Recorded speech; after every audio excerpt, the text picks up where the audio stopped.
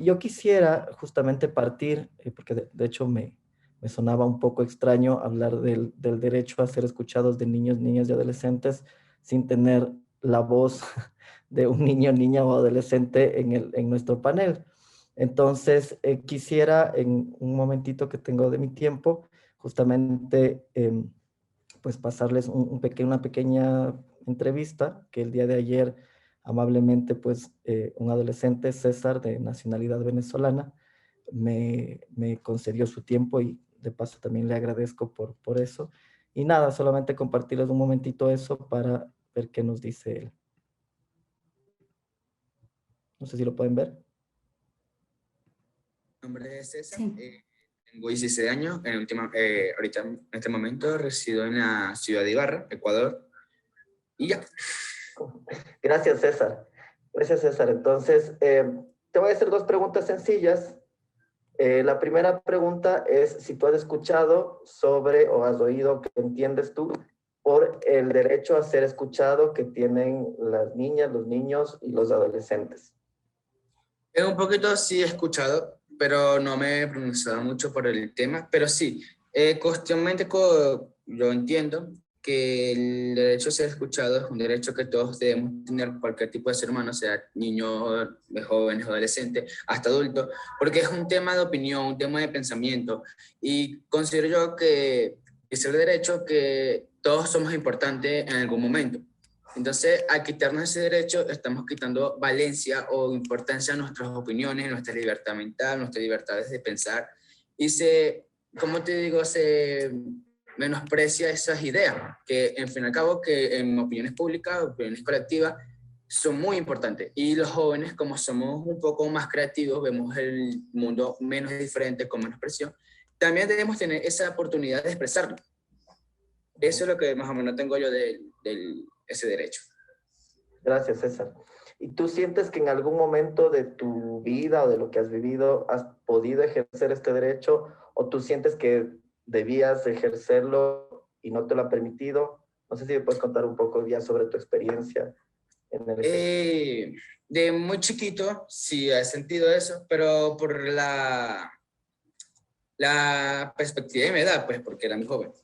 Pero últimamente así, no mucho, menos en las escuelas, que es donde más se reprime ese derecho de opinión, porque el sentido de que tú intentes saber más, a veces como a los profesores, a alguien más, le incomoda que tú sepas o te expreses mejor, porque tiene esa autoridad, ese pensamiento de que no vale tu opinión porque eres menor.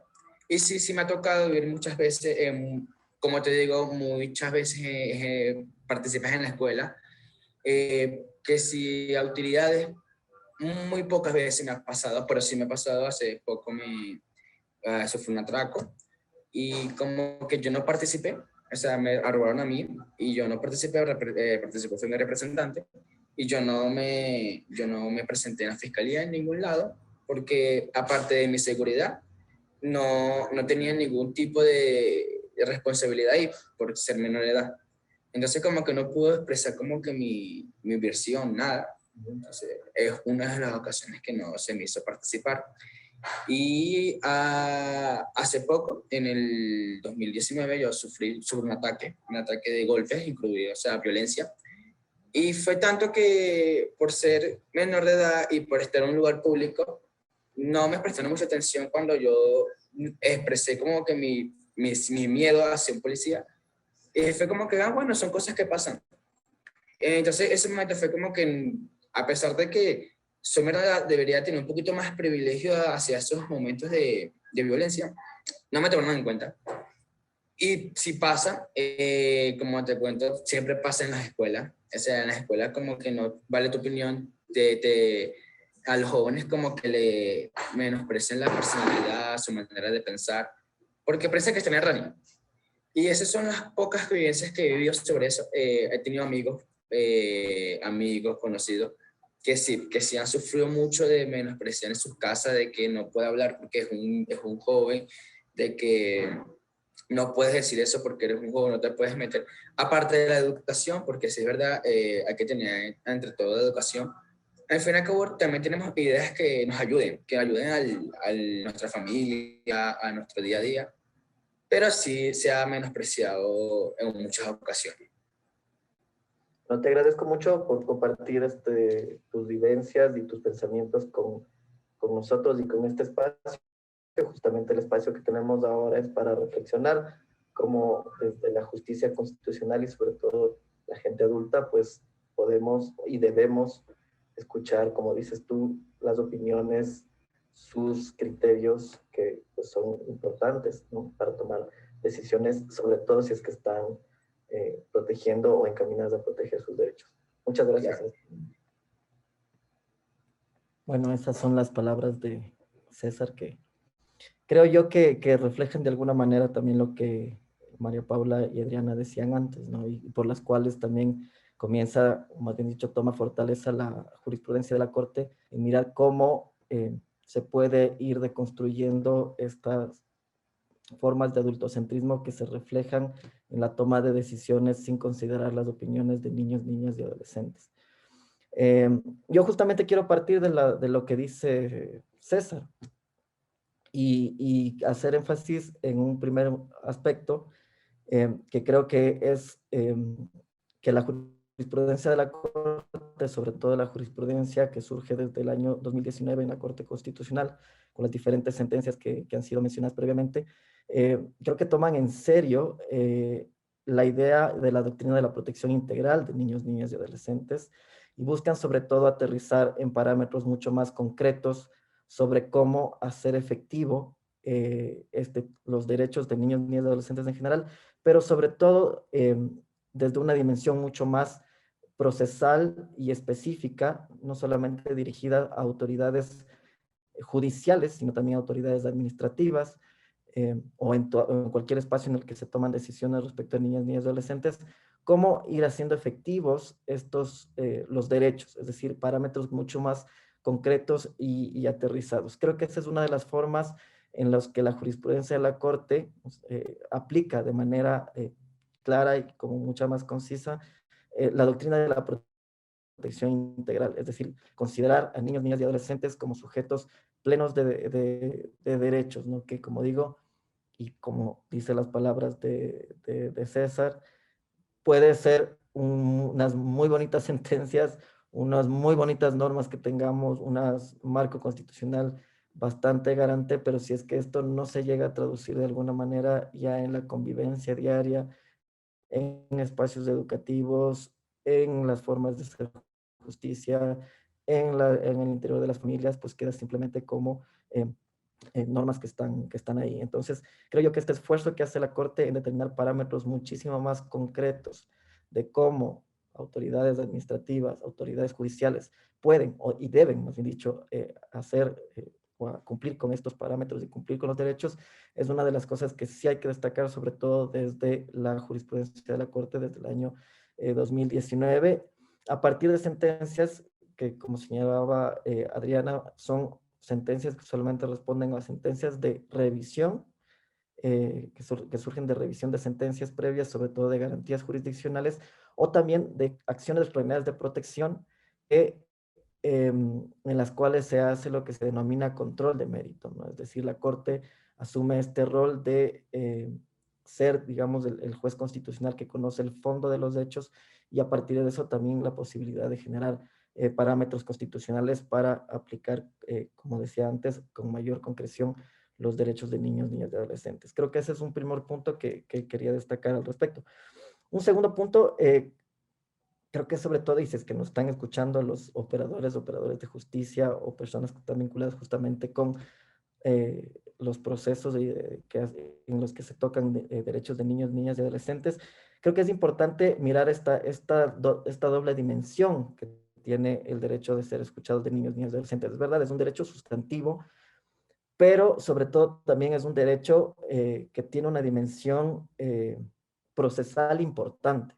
Es decir, no es un criterio en el cual solamente sea orientador, sino que son derechos con los cuales se tiene que cumplir y que además son de carácter obligatorio, ¿no? Muchas de las sentencias en las cuales se hace la revisión de sentencias, por ejemplo, en la sentencia justamente la que se mencionaba, la 21, la 2691-18 EP, es una sentencia en la que claramente aparecen como si los principios y los derechos de niños, niñas y adolescentes son meramente referenciales, en los que las autoridades, en ese caso del registro civil y posteriormente quienes conocen la acción de protección respecto del caso de la niña en la que se está en disputa el apellido en la que tiene que llevar, pareciera que es simplemente un criterio en el cual pueden pasar por encima.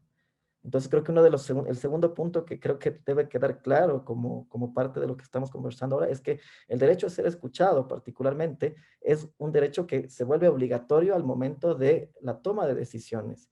Y no solamente al final de la toma de decisiones, sino en el proceso, en los procesos que lleva a esa decisión. Y ahí tanto María Paula como Adriana hacían énfasis en esto, ¿no? Que sea tanto de carácter administrativo o sea de carácter judicial. Es decir, no solamente aquellos procesos judiciales que pueden estar vinculados con tenencia, patria, potestad, algunos de los casos en los que aparentemente son evidentes, en el que tiene que tomarse en cuenta la opinión de niños y adolescentes, es donde tiene que observarse esto, sino que son todos aquellos procesos, sea en el ámbito educativo, sea en el registro civil, sea en procesos de carácter migratorio, como hay dos de las sentencias justamente de la Corte Constitucional, en donde los procesos migratorios, por no tomar en cuenta justamente la opinión de los niños, niñas y adolescentes, en este caso en situación de movilidad humana, pues terminan vulnerando otros derechos adicionales, ¿no? Entonces, tener en cuenta que son derechos de carácter obligatorio que deben ser considerados, ¿no? Y que además en la toma de decisiones, es decir, en estos procesos en los que se van adoptando estas decisiones, están en permanente interrelación con los otros derechos también de protección de niños, niñas y adolescentes, principalmente, como ya lo han señalado, interés superior del niño, ¿cierto? El ejercicio progresivo, es decir, la opinión en función de la edad y de la madurez. Otro aspecto que es muy importante y que se lo mencionaba en relación a la justicia restaurativa es el de la no revictimización, es decir, la posibilidad, hemos dicho, el derecho de escuchar a niños, niñas y adolescentes no puede significar revivir momentos que para el niño, niña, adolescente signifique nuevamente una revictimización, un revivir dolores anteriores, un revivir la situación que puede causar algún tipo de afectación emocional o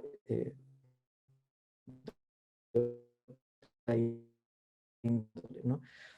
Y la otra es que muy estrechamente vinculado con el derecho a la reparación, es decir, escuchar al niño, niña, adolescente va a dar claramente a quien toma la decisión las luces sobre cómo puede adoptar medidas claras de reparación integral de los derechos, ¿no? Creo que eso es un aspecto que tiene que tomarse en cuenta y que por eso digo es más que obligatorio y que un juez de hecho requiere para tomar las decisiones más adecuadas y más encaminadas a garantizar el interés superior del niño, asegurar estos mecanismos para la escucha adecuada de los niños y adolescentes, independientemente, como ya se ha dicho anteriormente, en relación a su edad, ¿no? Hay diferentes mecanismos, hay diferentes vías que tienen que ser consideradas. Entonces, considerar esto como segundo aspecto, ¿no es cierto? Es obligatorio el derecho a ser escuchado y siempre va a estar en interrelación con los otros principios y derechos que también son obligatorios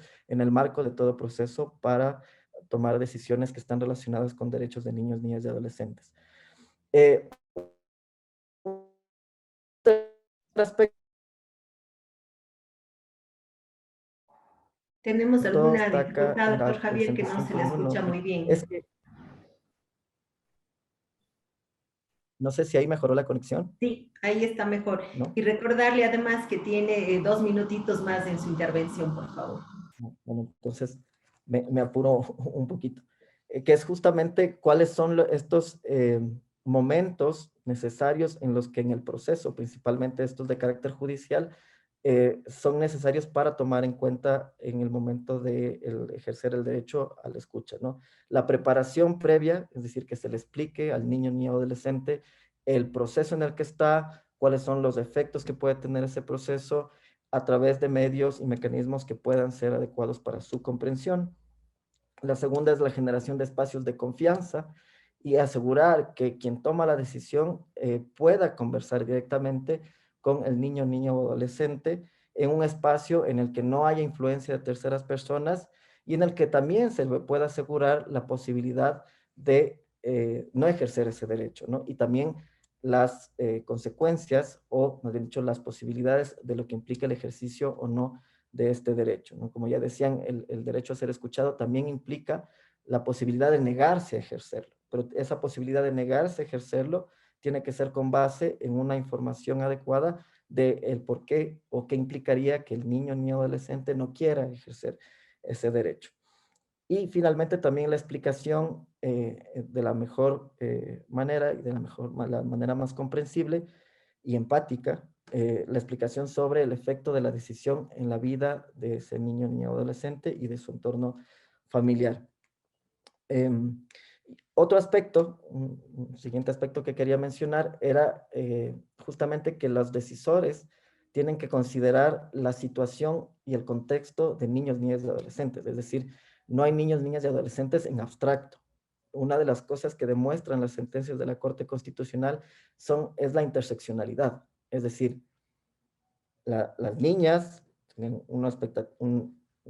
unas formas específicas, unos derechos que pueden ser privilegiados respecto de otros, los niños igual, adolescentes igual.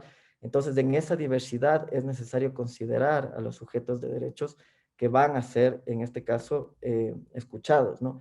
De igual manera, interseccionalidad con otras condiciones, por ejemplo, condición de movilidad humana, condiciones culturales, condiciones socioeconómicas, el entorno familiar, diversidades sexuales. Creo que todos estos aspectos son y deben considerarse de manera interseccional en los procesos a ser tomados en cuenta al momento de la escucha, ¿no? Es decir, no puede haber procedimientos estándar. Creo que por eso tanto ni la Constitución, ni los instrumentos internacionales, eh, ni protocolos determinan recetas, ¿no? O sea, si bien hay buenas prácticas o prácticas que garantizan, no hay recetas, porque justamente el rol muy importante que tienen los decisores es saber cómo adecuar este procedimiento a estas realidades que pueden ser muy complejas, ¿no? Eh, entonces creo que ese es otro aspecto que se debe tomar en cuenta.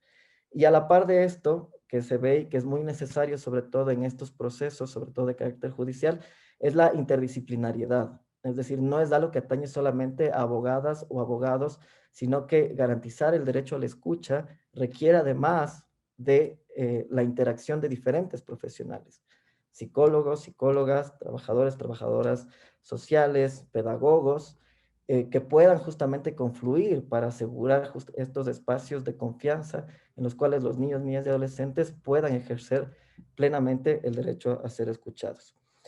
Y finalmente, un último tema, es decir, este derecho, ¿no es cierto? Al ser derecho, puede que sea algo lógico que esté diciendo, aunque no se lo vea así, es exigible, ¿no? Es exigible, es un derecho que es plenamente exigible a través de la justicia constitucional y como se ha visto en las sentencias que han sido mencionadas, a través de acciones de protección, ¿no es cierto? Puede ser una vía para hacer efectivo el derecho, e incluso en su dimensión procesal a través de la acción extraordinaria de protección.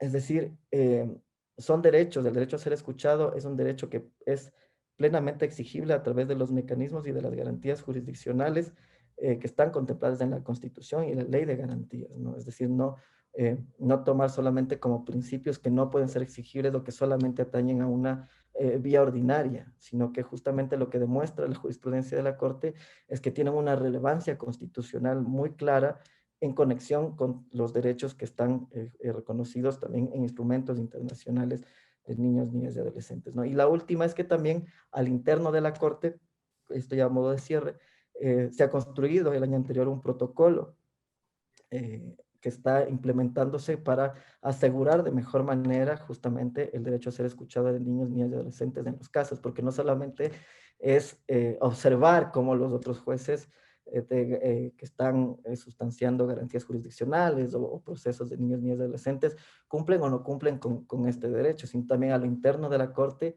sobre todo el año anterior hubo un proceso interno de generación de un protocolo que permita a las juezas y jueces constitucionales de la Corte, que conocen casos en los cuales se deciden derechos de niñas, niñas y adolescentes, poner en práctica esto, no lo mismo que los mismos estándares que la Corte está planteando en su jurisprudencia. Entonces, creo que estos son aspectos necesarios e importantes para hacer efectivo este derecho. Con esto cierro. Muchas gracias.